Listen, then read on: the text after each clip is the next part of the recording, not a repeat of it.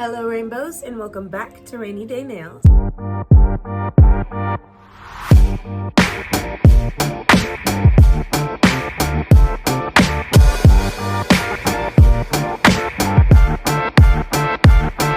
So in today's nail video, I am going to be doing my birthday set. And not just any birthday set, but my 21st birthday. It turned out even better than I expected, actually. I went with a diamond theme, diamond being the birthstone for Taurus babies. So I very much ran with the turning 21 theme. You're able to get turned legally and whatnot. And so I put some little champagne glasses made completely out of rhinestones. Conveniently enough, still had one more silver Taurus charm, then used some silver cat eye to kind of just amp things up a little bit. The wonderful thing was it's like a sheer cat eye. Speaking of cats. All right, that's enough. Okay. So yeah, for this birthday set, I'm going to be sculpting some long stilettos with a lot of diamonds, as well as using some cat eye polish and working with some 3D acrylic. It's gonna be a fun one filled with a lot of techniques. I hope you guys enjoy watching the video, and if you just had a birthday, if you have one coming up, feel free to comment down below, and I'd love to wish you a happy birthday. Please don't forget to like the video if you do enjoy watching. Leave a comment if you have any questions or suggestions. And lastly, make sure that you are subscribed, whether it be that you enjoyed the content or just because it's my birthday. I appreciate each and every one of you for clicking on this video. And with that being said, let's get right into it. Hello everyone and welcome back to the channel. So as I said, this is my 21st birthday set and I'm super excited to share it with you guys. I pretty much went all out with the rhinestones. I really wanted it to be blingy and attention catching. So as always, I'm starting off with my nails prepped and with a layer of Beetles Gel Base Coat. Then I'm going to size and apply my tips with my Model 1 nail glue. Now taking our tip cutters, we're going to trim down to the length that we want. And then I'll be using my straight edge nail clippers to go ahead and turn these into stilettos. So I only left in a few clips of the trimming here, just because I figured maybe it's not something y'all want to see so much of. But if you do want me to go more in depth on shaping the nail tips before application, then do let me know.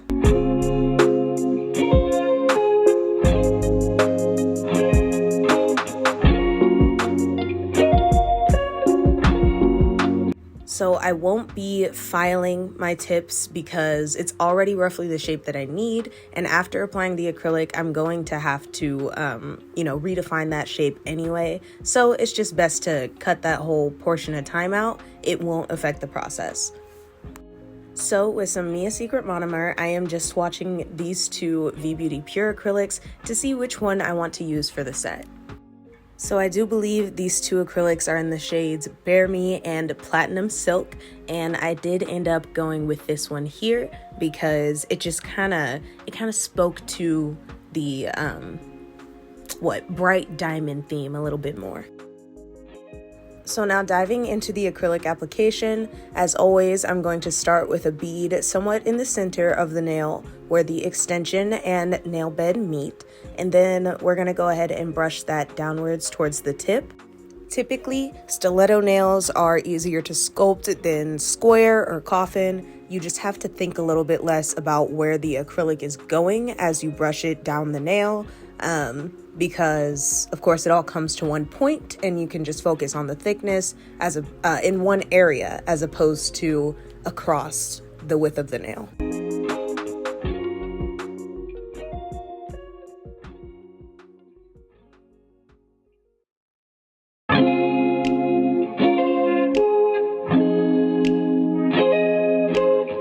Now placing a bead at the cuticle, I'm going to also float that down the nail, trying to not manipulate the product as much, but focusing on the direction in which it levels so that you can make sure you have a flush cuticle as well as build strength to the apex with that same bead.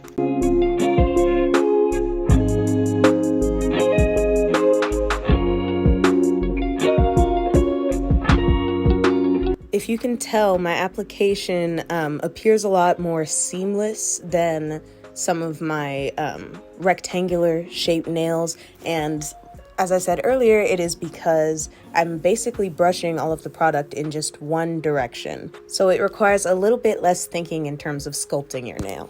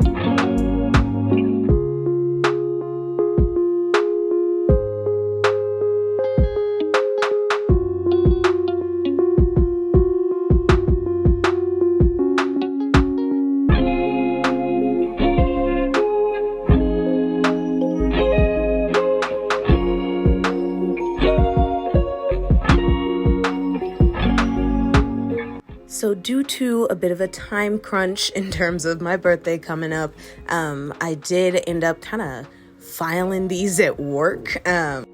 So I do have a little bit of filing that I'm going to show y'all. There is some base coat on the nails already because I couldn't go out with them looking all musty, you know. So here I am perfecting that shape now that I have a better view, a well-lit environment and whatnot. And of course, using my 180 grit hand file, you just want to make sure that if you're scared of them being really like pointy, then make sure that you're rounding off that top. There is absolutely a way to have them be less stabby and still have that sharp look. So normally I would take the same file and go ahead and refine the top as well, get it nice and smooth, remove any extra product or even out any dips in the nail, as well as making sure the cuticles are flush and even. I decided to reapply some foundation base gel, and then we are going to get into some of the more fun parts, starting off with a silver cat eye. It's very important to make sure you don't leave any gel on your cuticles and then cure it in the lamp. One, because it can cause allergies, and then two, because once cured, it will create a solid film with what's on your skin as well as what's on your nails. So it could cause your design to chip and come off entirely.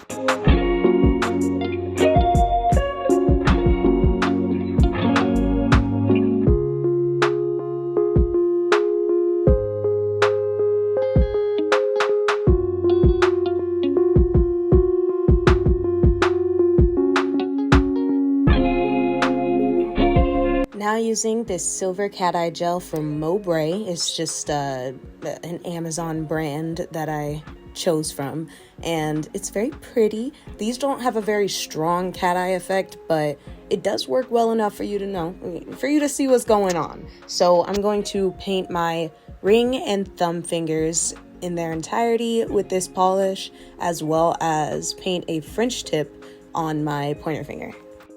I have been waiting to catch, the activation of the gel polish on camera real nice, because it is so satisfying and so like mystical and magical. I love it so much.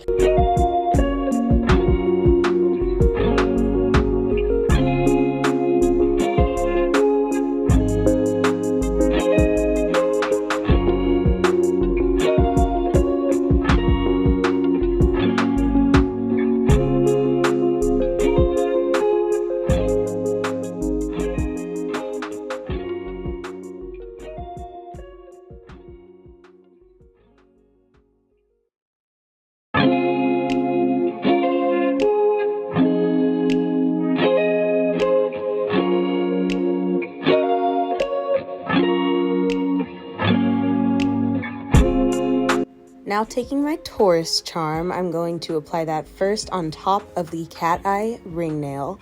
You'll want to apply a generous amount, but not so much that it's going to be slipping and sliding all over. So I really wanted this to kind of have an abstract, kind of lackadaisical placement. So as you can see here, it turned out really cute, but when it comes to having so much overhang with some of these charms, it's a good idea to squeeze some of that gel, as I just did, underneath the open areas. That way you don't have to worry so much about it catching on hair, clothes, etc.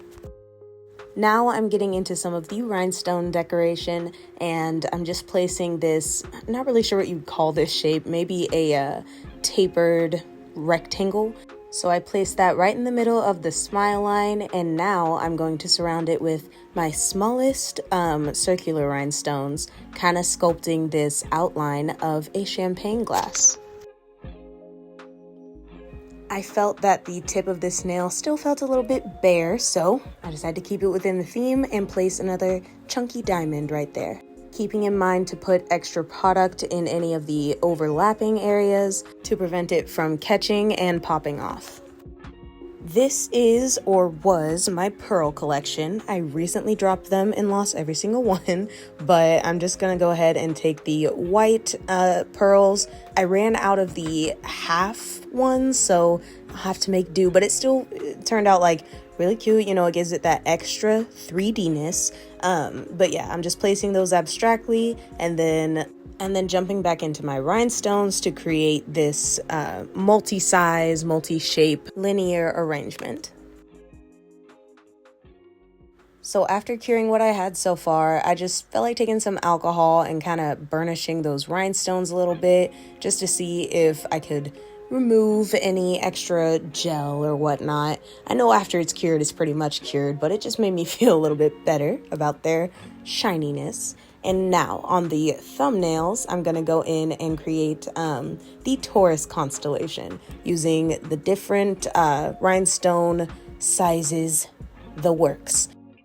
I attempted using white, black, and a silvery color to kind of connect, the stars or whatnot, but it just kind of ended up taking away from the cat eye underneath, and you could really, there's not actual lines in the sky, but you could really make out what it was just with the precision of placement. So at first, I actually had this nail covered in rhinestones, but it just kind of cheapened the set a little bit. So I was like, I need to do something different, and I took them all off. And then I was like, okay, 3D art it is. So I'm using some white acrylic. I believe it is Snow Bunny by Kiara Sky, and I'm going to sculpt these very beautiful and tall, in a sense, 3D flower petals. Now, I don't know what kind of flower they're supposed to be, just a white one, I guess, but because I am more of a visual learner, I feel like I'm not so good with the words in terms of explaining 3D application. But basically, of course, you start off with your bead, and then you're going to want to manipulate it as it self-levels, as it hardens, kind of like Play-Doh, but there's a timer on it. And in terms of the petals, I'm flattening the product in a way that gives it sort of a slope and a gradient off of the nail. And I'm also going to taper the ends of the petals so that they can have a nice fine point. I did struggle a little bit with that on the side petals because they're kind of hanging off of the nail, which I loved, but I ended up having to kind of pinch them with my fingers a little bit. But it worked perfectly. And for the sake of dimension and illusion, I am digging my brush into the divide between my petal that's already there and the new bead that I'm placing, so that it's as if it is protruding from underneath the larger petal. I really was going to leave the 3D art there, but I felt like it just wasn't, uniform. It wasn't cohesive. So I decided to put some smaller little round flowers on the sides of my little diamond arrangement on the middle finger here. I also wanted to place some more wispy petals on the pointer finger near the open cuticle, and a little bit of those more round petals on the thumb as well.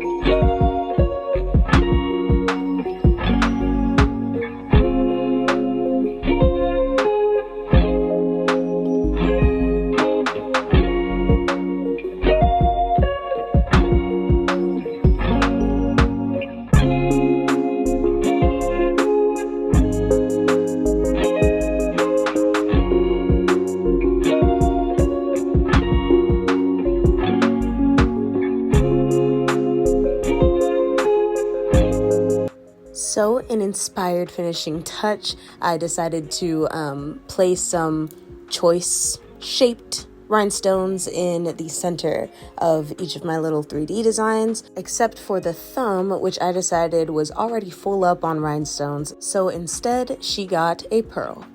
And now it is time to top coat using the Beetles gel top coat.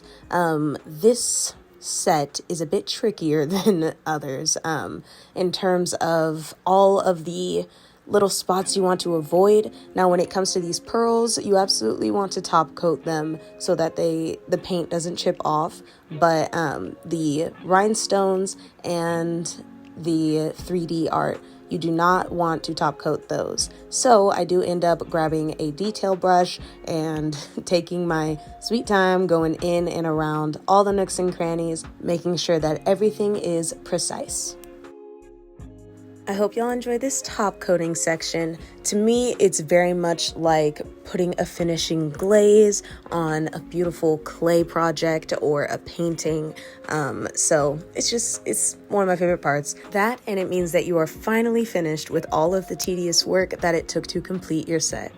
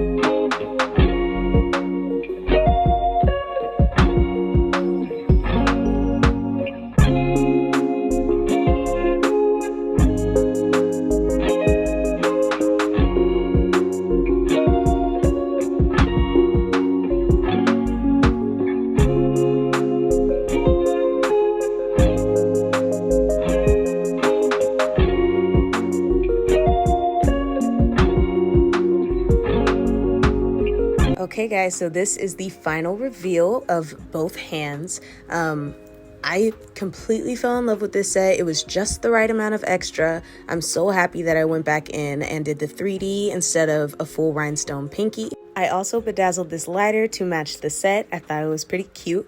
But thank you guys so much for watching, and I will see you in the next one. Peace.